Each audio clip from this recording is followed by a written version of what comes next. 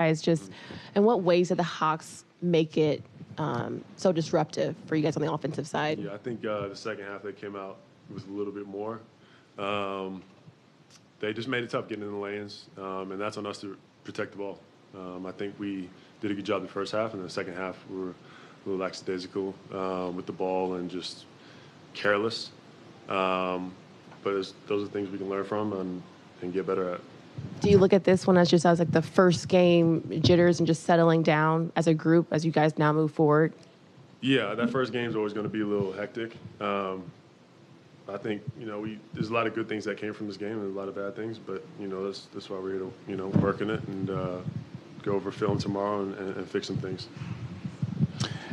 Ben, when you look at the turnovers you and Dennis had, how much do you attribute that to just the Hawks being really physical and kind of being disruptive a little bit? To an extent. I think the more we play with each other, the more we're going to see the reads. I think there's certain things I was seeing on the floor that maybe guys weren't seeing. And that's just a little bit of time and understanding, not exactly running the play all the way through. Sometimes, the defense is going to give us different looks. That's why you run plays. So just going over film and looking at, the mistakes we did make and learning from them.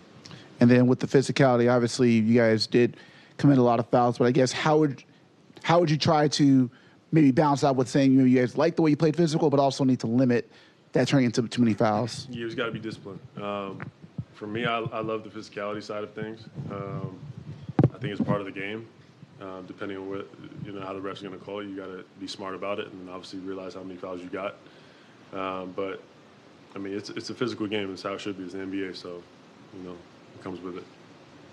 You guys played with a lot of different lineups in this game, and a lot of them were very different in terms of the strengths that the players brought to the table, yet it didn't really feel like you skipped a beat offensively for much of the games. What are some of the offensive principles that you would say Jordy and his staff are preaching that allowed you guys to have that flow through all those different personnel groupings? I think just getting to our spots. We all know where we need to be at all times on the floor. And it's just going to, the more we play together, the more comfort we're going to get, the more comfortable we'll get. I think it's just being structured. I think, everyone knowing their role in the team and knowing where to be is helping. And then, obviously, the more we play, we're going to get better. And you look like you had a nice connection a few times with Jalen Wilson and Zaire. Just what do you see from those, two young guys trying to pave their way? It looked like they had solid first performances. Yeah, they're taking leaps. I think just overall their willingness to learn on the floor and just get to their spots and having that confidence to take the shots that, they're open with. And they're just going to continue to grow and get better. And I love their games. Did the Hawks either guard you differently in the second half or more physical with you in the second half? Or are you kind of just still easing your way into the minutes because your minutes were kind of lower in the preseason? I think it's a bit of both. I think I was a little gassed in that first quarter, half.